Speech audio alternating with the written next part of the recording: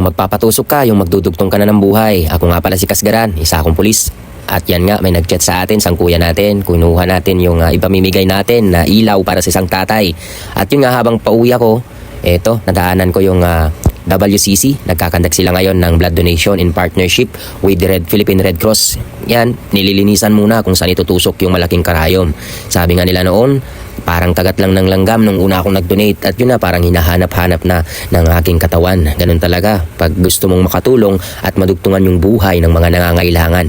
Bale type A pala ako at yan na si Sir, si Doc pala. Itutusok na niya sa atin at talaga nga parang kagat lang ng langgam. Yung malaking langgam, sabi niya, Sir, close open pero hinay-hinay lang, wag masyadong mabilis. At yun nga, hindi nagtagal ay napuno natin yung ating isang bag. At glad naman tayo, we're so glad kasi makakatulong tayo sa mga nangangailangan. So pangwalong pala ito, successful blood donation na ginawa ko. Nung una sa kaliwa ako nagpapakuha, pero may time kasi na nangyari na rupture yung ating vein ba ang tawag doon? Basta ganun.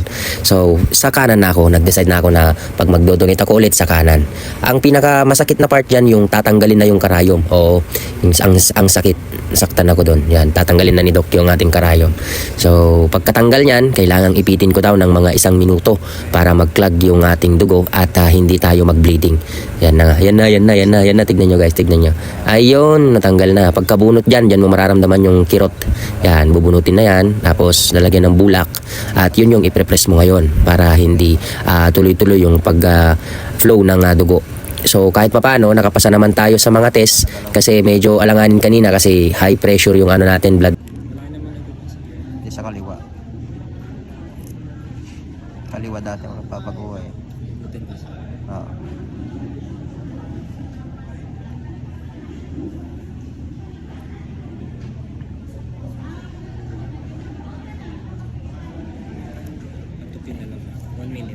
Okay.